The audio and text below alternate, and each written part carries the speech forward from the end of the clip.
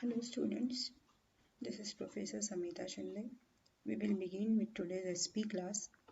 In the last class, we already studied issue of shares, chapter number 3, issue of shares. In that, I try to recover the concept of allotment of shares. Basically, the allotment of shares we have seen, it is a distribution of your shares. Yes so यहाँ पे allotment of shares का simple meaning क्या है कि आप आपके shares की company क्या करती है एज अ कंपनी और the business they are going to allot their shares to their future investors yes now today we will start with the provisions part. The provision part is somewhat that it is a mandatory, it is a required some of the terms and condition and which is governed by your SEBI. SEBI stands for Security Exchange Board of India. In the last part we already studied just the name of this all your provisions. Yes, हमने ये provisions के सिर्फ name पढ़े थे और it is having a very simple meaning of that. We will see one by one. Number one is a statutory provision. A part, statutory provision. Number one is the registration of prospectus. Yes, your company must be registered. ये तो हमें सबको पता होता है but जो company के आपके जो कंपलसरी जो डॉक्यूमेंट है जो आपने लास्ट ईयर पढ़े हैं मेमोरेंडम आर्टिकल्स प्रोस्पेक्टस ये सब चीज़ें क्या होनी चाहिए ये आरओसी के पास रजिस्टर होनी चाहिए. सो यहाँ पे इसका रजिस्ट्रेशन ऑफ प्रोस्पेक्टस का मीनिंग क्या है a copy of prospectus must be filed with the ROC. ROC stands for register of companies for registration on or before the date of publication. जब आपके पब्लिकेशन का डेट होता है उसके पहले ही आपका क्या होना चाहिए all this part you have to be thoroughly done. All this part यानी registration part. This prospectus must be signed by every proposed director or his duly authorized advocate. अभी ये proposed director यानी क्या कोई कंपनी न्यू है market में तो वो कंपनी के जो फ्यूचर डायरेक्टर्स है they can sign or you are already existing company तो उसके directors या कोई अपॉइंट किया हुआ advocate they can ऑथोराइज्ड आपका और एडवोकेट भी वो साइन कर सकता है. So this is the number one point of statutory provision. Number one point registration of prospectus. We will move to second point, that is application money. In starting, whenever we are going to start with this chapter or this topic, what we have seen that we have to talk about the application money. application. Yes, जो money आपको application के साथ देना है उसे basically क्या कहते हैं application money. So application money a company act states that along with the application form the applicant has to pay. अभी ये एप्लीकेशन मनी कितना होता है तो ये होता है minimum 5% of the nominal value of shares or such other amount of the share or such other specified the company application money to be the minimum 25% of the nominal amount of shares. अभी ये क्या है कि company को कितना basically charge करना होता है 5%. बट हर कोई कंपनी अपने हिसाब से चलती है तो वो डिसाइड करेंगे कि हम लोग इसका price call money application money का हम लोग डिसाइड कर सकते हैं. तो मे बी वो कभी 50% भी हो सकता है. Maybe depends the company how they are going to perform, how the company's norms are going on.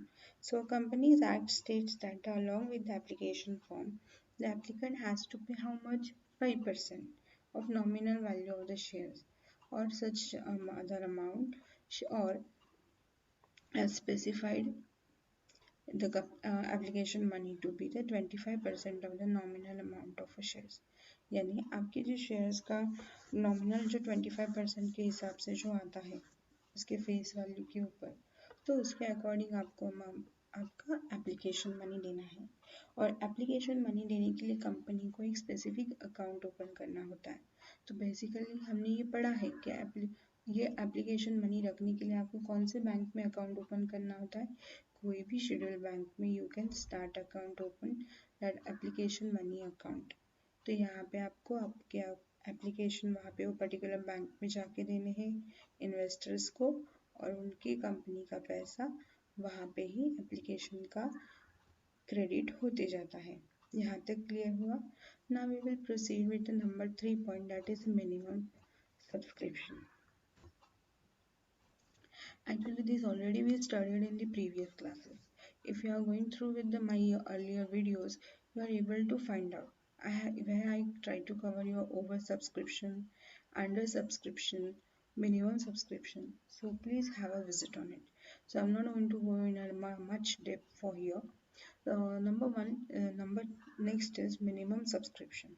So what do you mean by exactly the minimum subscription part? So minimum subscription is the minimum amount of shares that must be taken or bought by the subscriber. Yes, तो ये कितना amount होता है, कितने दिन में collect करना होता है, तो यहाँ पे I am going to concentrate only on that topic because we are knowing that what do you mean by minimum subscription. If I am again repeating, if you don't seen earlier videos, please have a look on that video while you are studying this chapter. So minimum subscription is the minimum amount of a shares that must be taken by the subscribers.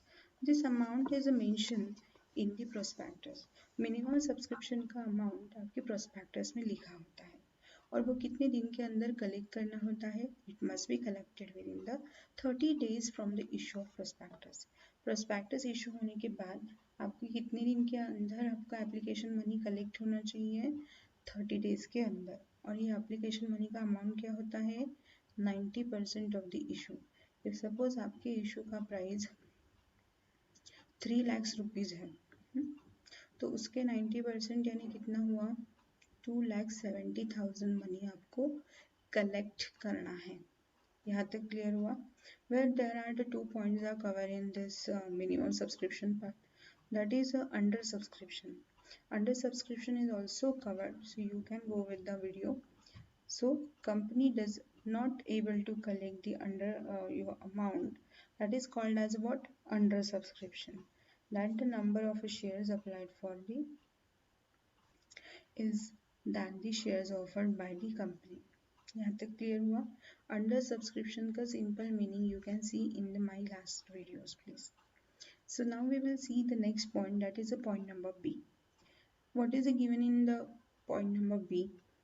कि if the minimum subscription is not collected then, जब कभी company को minimum subscription नहीं मिलता, तो इसके लिए मैंने वही टाइम आपको वीडियोस में इम्पॉर्टेंट कंसेप्ट्स में पढ़ाया था कि आपको अंडर राइटर का हेल्प लगता है.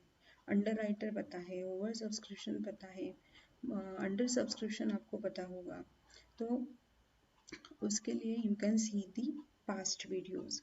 If the minimum subscription is not collected then within the specified time, the entire received amount as a application money should be returned to the subscriber within how many days, within 15 days of the closure of the issue.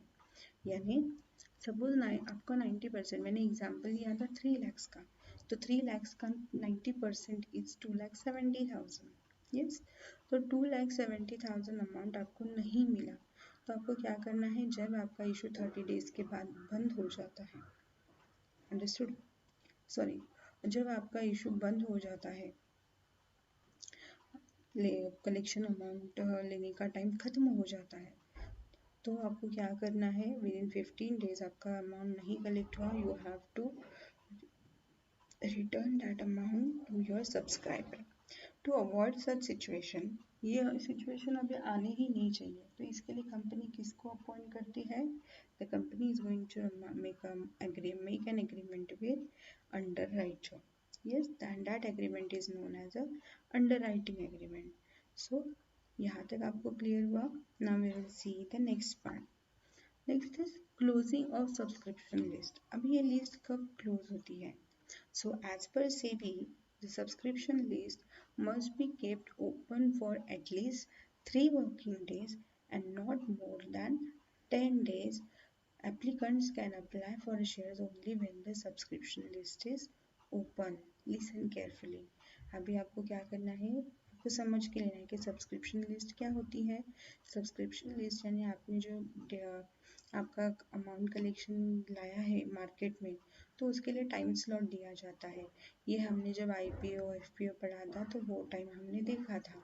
तो as per SEBI's guidelines, the subscription list must be kept open for how many days? At least for 3 working days and not more than 10 working days.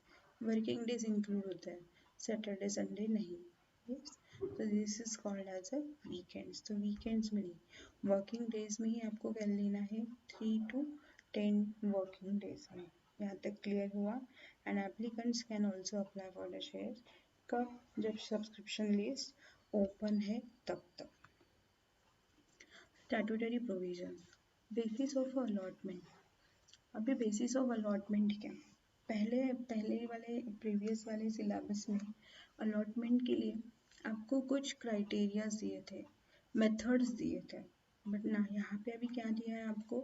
Allotment of shares will be basis which will be decided for each category of a subscriber. Allotment will be as per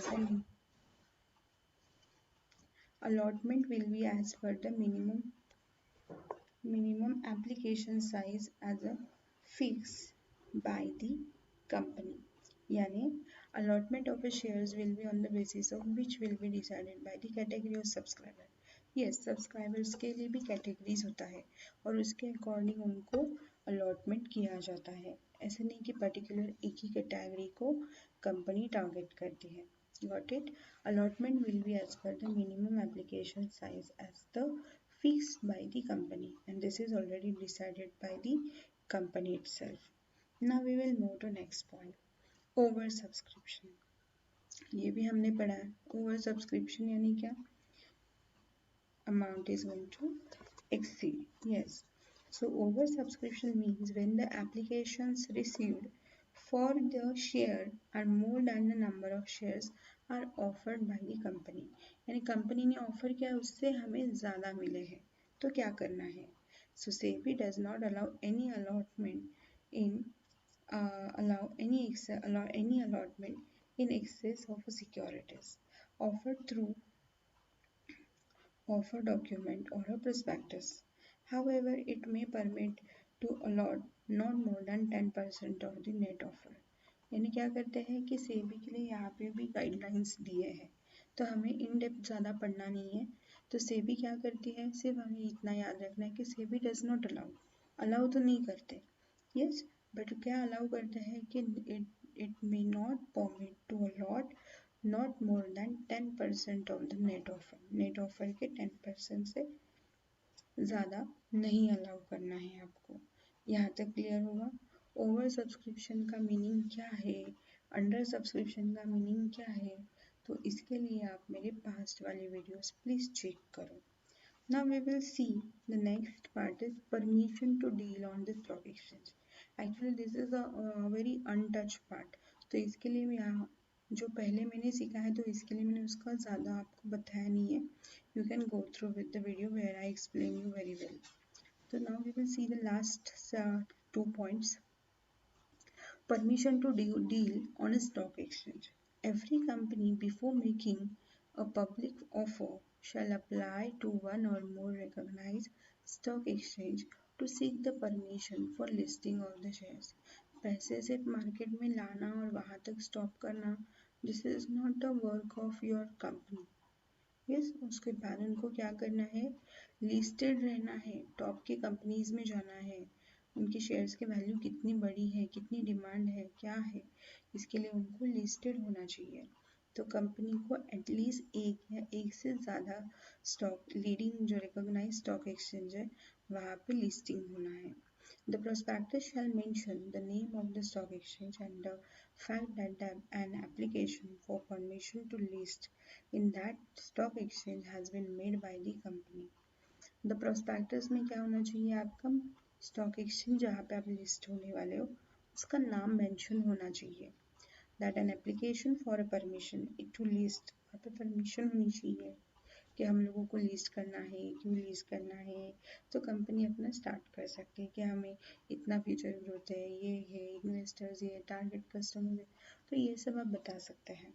in that stock exchange has been made by the company. Now we will move to last point, appointment of a managers to the issue and the various other agencies. Now अभी ये तो हमने देखा है कि अभी ये सब हो गया, तो अभी क्या क्या है कि अभी अभी आपको डिफरेंट डिफरेंट एजेंसीज लगते हैं। तो कौन से एजेंसीज लगते हैं आपको दिए हैं, company has to appoint one or more merchant banker. Yes, merchant banker वाला कंसेप्ट हमने कहाँ पे पढ़ा है, आईपीओ जब हम लोग पढ़ रहे थे उसके पहले बुक बिल्डिंग मेथड पढ़ी थी, तो उससे रिलेटेड ये कंसेप्ट है। You can go through with that video as well. To act as a manager to public issue, यानी क्या कि कंपनी के लिए कोई ना कोई तो शेयर्स बेचने के लिए मीडिएटर का काम करना चाहिए, तो हमें merchant banker they are going to help us. Merchant banker यानी ऐसे कोई कुछ अलग बैंक नहीं होती, हमारी जो बैंक्स होते हैं इंडिया के, they can act on that. Yes, next is it also has to appoint register to issue, register to the issue। yes, उनको रजिस्ट्रार चाहिए था वहाँ पे, तो रजिस्ट्रार अपॉइंट करना होता है, बैंकर्स अपॉइंट करने हैं, अंडर राइटर्स अपॉइंट करने हैं, to issue and brokers to the issue and brokers to the self-certified syndicate banks, advertising agents. So all this appointment of third person you have to appoint it. So here I have completed your 8 points of statutory provisions. Statutory यानी क्या, compulsory ये होना ही चाहिए, beyond this 8 you cannot move ahead। yes, तो पहले हमने point क्या देखा है आपका, first point is your register of prospectus, prospectus का रजिस्ट्रेशन होना ज़रूरी है। नंबर 2 क्या, एप्लीकेशन के साथ आपको एप्लीकेशन मनी मिलना चाहिए। अभी ये मनी मिला तो मनी कितना होना चाहिए, मिनिमम सब्सक्रिप्शन, मिनिमम सब्सक्रिप्शन का परसेंटेज कितना होता है, 90%, और उसमें डेज कितने दिए हैं, 30 days. These are the important words. Okay, closing of subscription list, list कब क्लोज होती है, at least for 3 working days till 10 working days. यहाँ तक क्लियर हुआ। बेसिस ऑफ अलॉटमेंट के लिए कुछ नहीं, जो आपकी कैटेगरीज है सब्सक्राइबर के उसके अकॉर्डिंग आपको अलॉटमेंट करना है। ओवर सब्सक्रिप्शन के केस में क्या करना है कि आपको ओवर सब्सक्रिप्शन का मीनिंग लिखना है, और सेबी के गाइडलाइंस के बारे में आपको यहाँ पे 2 लाइन्स लिखने हैं कि एक्सेस होते हैं और आपको 10% से ज़्यादा एक्सेस नहीं लेना है। Permission to deal on the exchanges, yes, जब आपकी कंपनी मार्केट में आती है तो उसको लिस्ट होना चाहिए, एक या एक से ज़्यादा लिस्टिंग जो है एजेंसी स्टॉक एक्सचेंजेस वहाँ पे, उसकी reasons, and you can start your listing part as well. And the last point is appointment of your third parties. There are different third parties are required. हमने पहले ही एक पढ़ा था कि अंडर राइटर कंसेप्ट पढ़ा था। सेकेंड हमने पढ़ा था मर्चेंट बैंकर। ये ऐसे बहुत सारे एजेंसीज होते हैं, तो आप 2-3 लिख सकते हो ऐसे क्वेश्चंस में। Okay, so this is your completed statutory provisions related with the allotment of shares. Thank you class for listening very patiently.